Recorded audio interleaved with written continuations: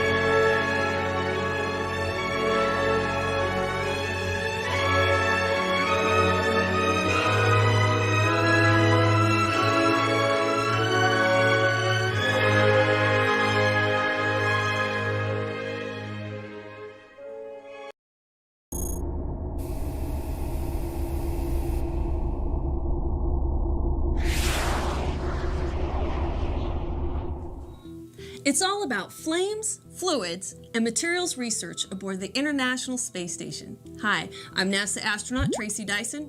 Welcome to Station Life. Houston on 2 for velocity confirmation. Go ahead, lead steps 45 and 46. We're moving on to Tracy, step you 5. want to go right now for that activity? Thank you. Okay, Tracy, we copy, and that's good information. We'll pass it along. Welcome back. This month on Station Life, we're going to look at how the unique environment on board the International Space Station enables physical science research. Our space station is a laboratory unlike any on Earth. As we orbit in free fall around the planet, we have the opportunity to control gravity as a variable in our research. The pristine microgravity environment allows us to observe aspects of fundamental physics that aren't possible here on Earth. You see, gravity often masks or distorts subtle effects such as surface tension and diffusion. On ISS, these forces can be harnessed for a wide variety of physical science applications. So on today's program, we're going to look at how the lack of gravity affects the physical sciences of flames, fluids, and materials.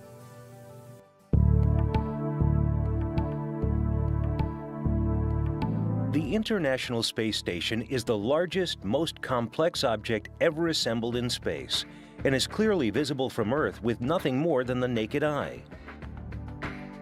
From end to end, the station is slightly longer than an American football field. The biggest shock, I would say, the biggest impact that I had during my flight is the first time I looked out the window of the orbiter and saw the space station. It was huge. It was huge and shiny and beautiful. Looking at it and knowing that a man-made structure that big is actually up there.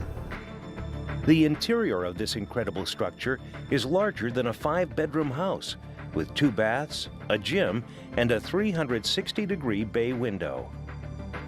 The station's mass is almost 1 million pounds, and it contains about 32,000 cubic feet of living space.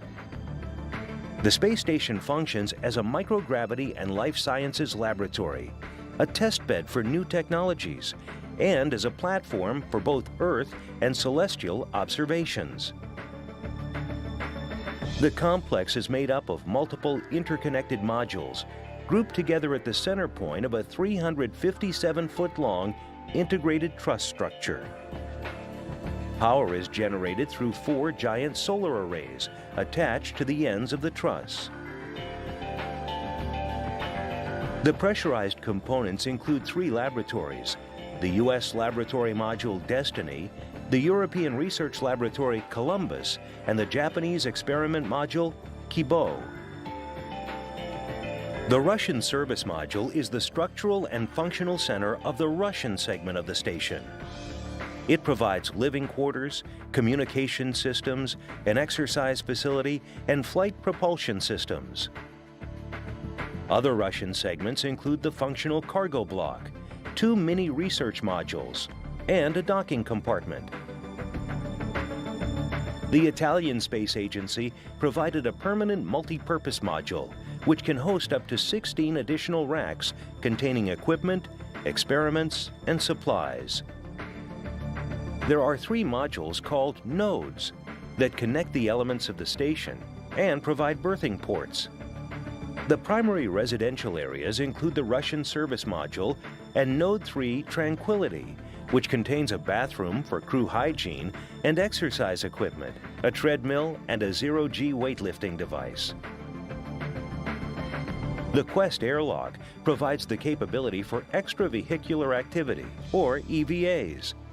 This is the module that provides the exit for spacewalking astronauts to go outside the station to work. The cupola is a small module designed for the observation of operations outside the space station. Similar to a bay window in a home on Earth, but with a 360-degree view, the cupola allows crew members to observe the approach of vehicles, as well as all robotic arm operations and spacewalks. The Canadian-built space station robotic arm is a larger version of the arm on the space shuttle and is used to move equipment and hardware around outside the station.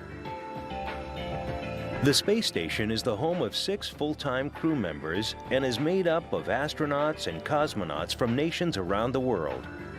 More than 200 people have visited so far, and at least another 120 will live there over the next decade.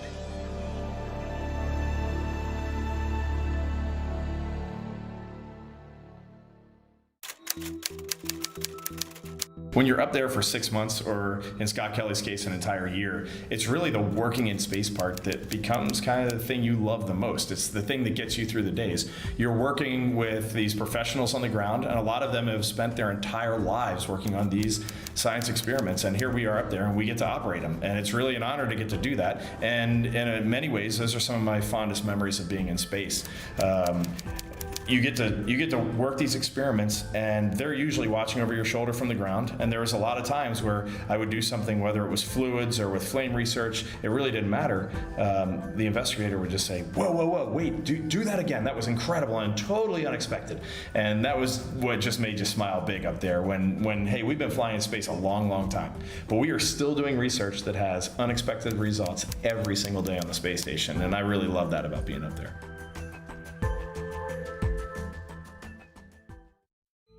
In microgravity, something as simple as a candle flame looks and behaves completely different than here on Earth. Scientists are studying combustion on the space station with the hopes to improve efficiency of fuels and reduce pollution. Isn't that cool? Fire, it is often said, is mankind's oldest chemistry experiment. For thousands of years, people have been mixing the oxygen-rich air of the Earth with an almost endless variety of fuels to produce a hot, luminous flame. There's an arc of learning about combustion that stretches from the earliest campfires of primitive humans to the most advanced automobiles racing down the superhighways of the 21st century. Engineers studying burning to produce better internal combustion engines. Chemists peer into flames looking for exotic reactions. Chefs experiment with fire to cook better food. You would think there's not much more to learn. When it comes to fire, flames are hard to understand because they're complicated. In an ordinary candle flame, thousands of chemical reactions take place. Hydrocarbon molecules from the wick are vaporized and cracked apart by heat. They combine with oxygen to produce light, heat, carbon dioxide, and water. Some of the hydrocarbon fragments form ring-shaped molecules called polycyclic aromatic hydrocarbons, and eventually soot. Soot particles can themselves burn or simply drift away as smoke. The familiar teardrop shape of the flame is an effect caused by gravity. Hot air rises and draws fresh, cool air behind it. This is called buoyancy and is what makes the flame shoot up and flicker.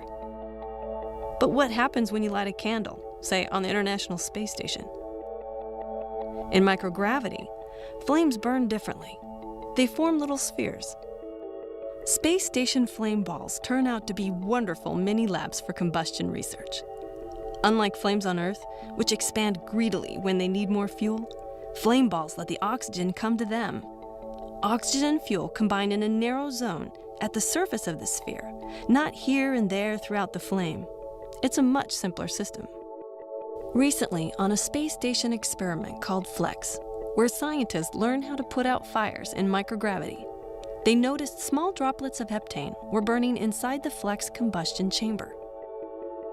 As planned, the flames went out, but unexpectedly, the droplets of fuel continued burning. The flames are there, just too faint to see. These are cool flames. Ordinarily, visible fires burn at a high temperature between 2200 and 3100 degrees Fahrenheit. Heptane flame balls on the space station started out in this hot fire regime, but as the flame balls cooled and began to go out, a different kind of burning took over. Cool flames burn at the relatively low temperature of 400 to 1000 degrees Fahrenheit, and their chemistry is completely different. Normal flames produce soot, carbon dioxide, and water. Cool flames produce carbon monoxide and formaldehyde. Similar cool flames have been produced on Earth, but they flicker out almost immediately. On the space station, however, cool flames can burn for nearly a minute. There are practical implications of these results. For instance, they could lead to cleaner auto ignitions. One of the ideas that auto companies have worked on for years is HCCI, short for Homogeneous Charge Compression Ignition. In the automobile cylinder, instead of a spark, there would be a gentler, less polluting combustion process throughout the entire chamber. The chemistry of HCCI involves cool flame chemistry. The extra control we get from the steady state burning on the space station will give us more accurate chemistry values for this type of research. I'm just getting my safety cutter on the other side of my IDA back here. Copy, Terry. A lot easier without the pool stanchion.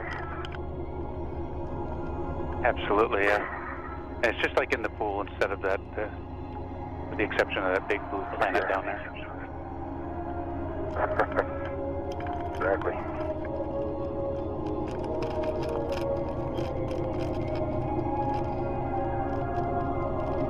As the International Space Station flies 257 statute miles over the coast of Chile, Terry Virts in the initial moments of his first spacewalk. As you can see, combustion research on ISS can have tremendous benefits back here on Earth. We also want to better understand the behavior of flames in spacecraft to guide strategies for extinguishing accidental fires. The new Sapphire experiment is going to be hot.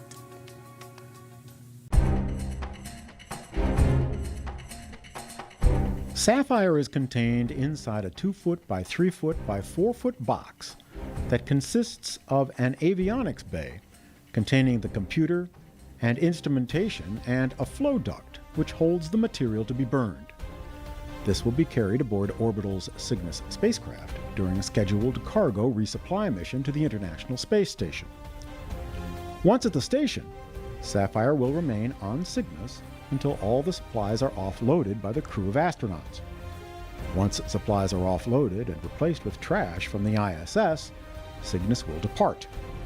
Once reaching a safe distance from the station, NASA Glenn engineers working from Orbital's Mission Control Center in Dulles, Virginia, will remotely turn on the experiment. Cygnus will then be put into free drift, while the Sapphire experiment is conducted up to 2.5 hours. The experiment's sensors and video cameras are designed to capture valuable data and imagery, documenting large-scale flame spread and material flammability limits. At the conclusion of the Sapphire experiment, the Cygnus vehicle will remain in orbit, while the data captured is downlinked to several ground stations around the globe and transferred to NASA Glenn's scientists and engineers in Cleveland. When downlink is complete, Cygnus will then begin its re-entry through the Earth's atmosphere, where it will burn up over the Pacific Ocean.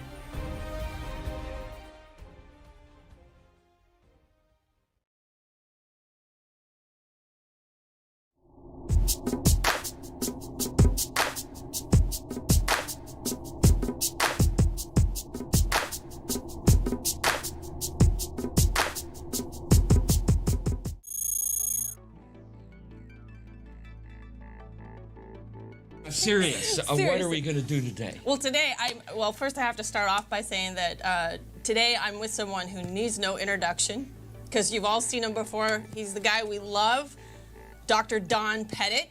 Welcome to Station Life.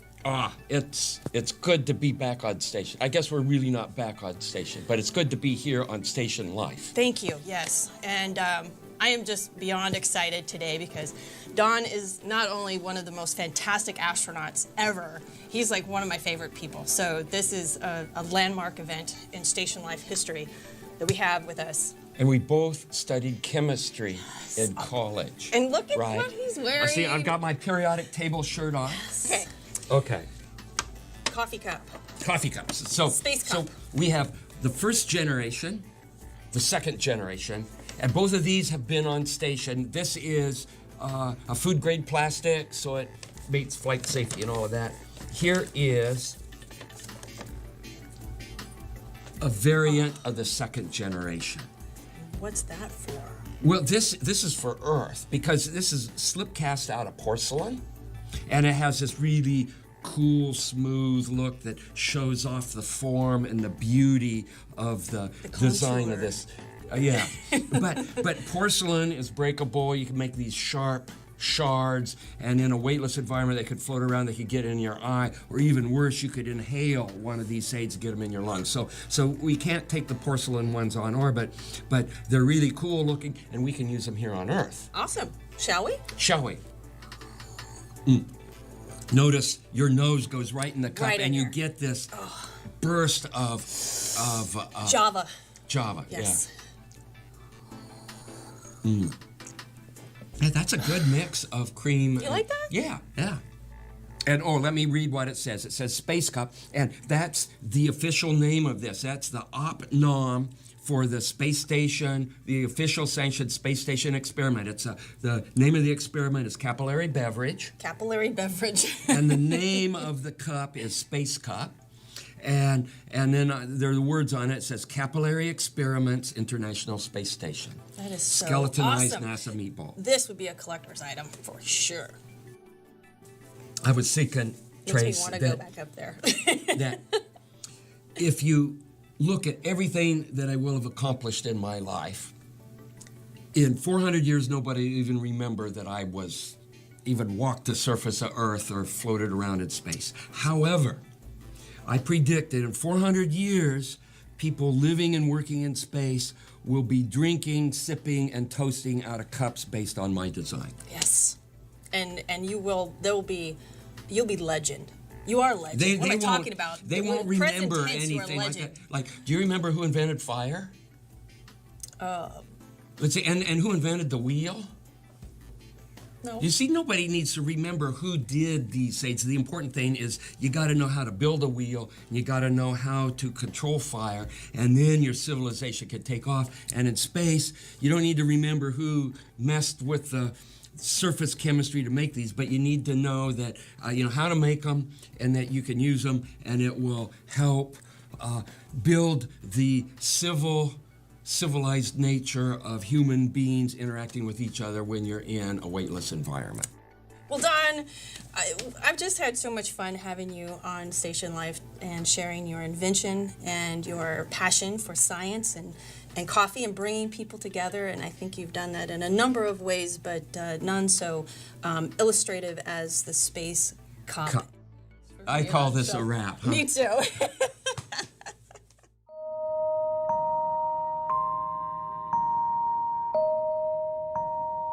A normal coffee cup or a normal open container just simply won't work in a weightless environment because the liquid will be in the bottom of the cup and you tip it up and it still stays in the bottom of the cup. If you move it around too violently, it'll all splash out and make a big mess. So we end up having to drink our beverages through a straw from a bag. Makes you feel like you're a big insect sucking the juices from another insect. I wanted to see if I could figure out a way to have an open container cup in a weightless environment which would allow you to drink your tea and your coffee in a manner that's commensurate with how people drink their beverages on Earth.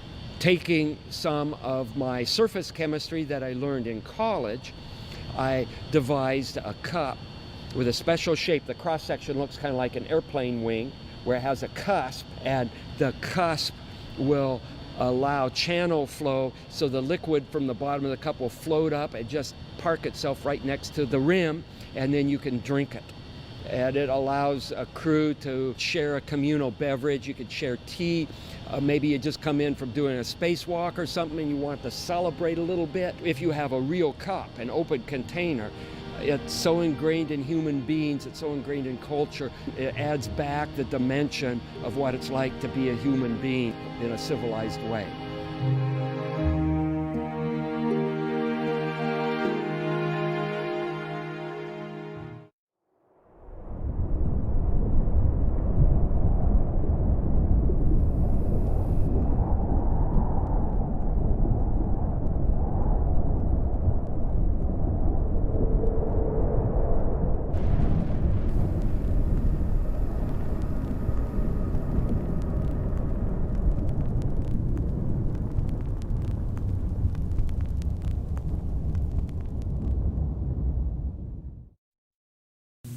Okay, flames and fluids are acting a little differently. But that's not all. Take a look at how microgravity affects colloids, magnetic fluids, and smart materials. If you have a smartphone, take it out and run your fingers along the glass surface. It's cool to the touch, incredibly thin and strong, and almost impervious to scratching. You're now in contact with a smart material. Smart materials don't occur naturally. Instead, they're designed by engineers working at the molecular level to produce substances made to order for futuristic applications. The Corning Gorilla Glass that overlays the displays of many smartphones is a great example. It gets its toughness in part from fat potassium ions stuffed into the empty spaces between old-fashioned glass molecules. When the molten glass cools during manufacturing, dense-packed molecules solidify into a transparent armor that gives Gorilla Glass its extraordinary properties. Around the world, designers are working on other smart materials, such as alloys that can change shape on demand, plastics that heal themselves when ruptured, and fluids that obey magnetic commands to flow or stiffen under computer control. One of the greatest challenges in creating a smart material is arranging the molecules. They're so small. We want to create a new class of materials beyond smart. We need genius materials, materials that arrange themselves. The research to accomplish this is already underway on the International Space Station. Dr. First is the principal investigator of an experiment called In Space 3. In the microgravity of Earth orbit, vials of fluid mixed with very small colloidal particles, about 1/millionth of a meter in diameter, are exposed to magnetic fields. Magnetism can be switched on and off again very rapidly. This jostles the particles, causing them to bump together and self-assemble into microscopic structures. These structures can be very difficult to predict, even using cutting-edge models running on supercomputers. Astronauts enjoy watching this process in action through microscopes.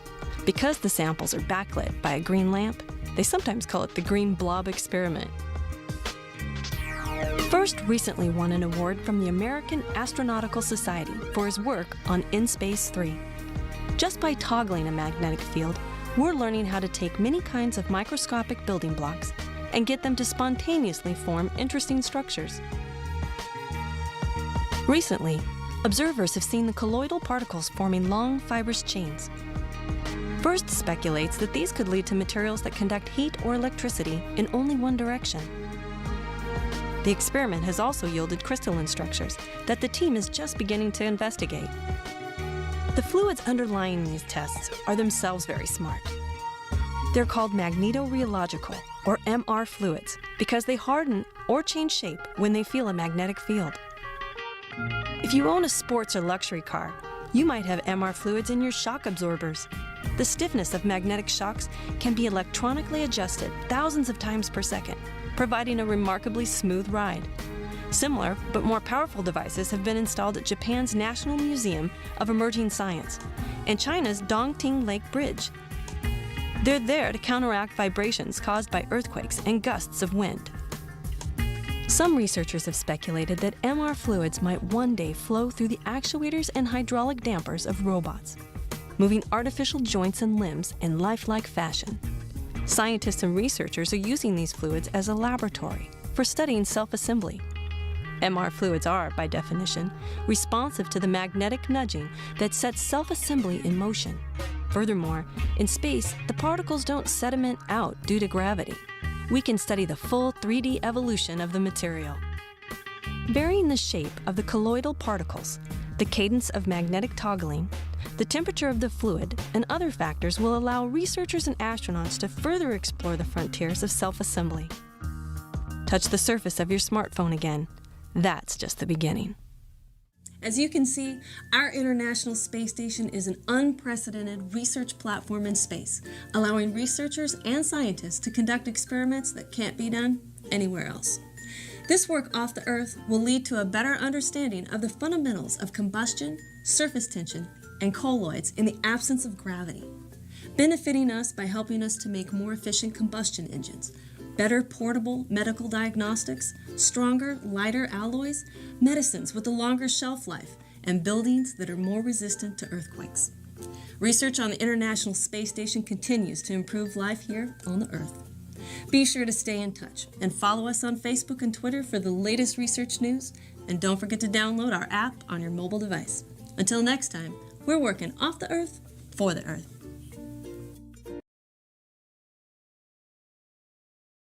Desde Tuxtla Gutiérrez, Chiapas y para todo el mundo, escuchas Radio USAM UTAC, el sitio universitario en Internet. Para ti, que eres emprendedor, dinámico y con mucha actitud. www.usam.edu.mx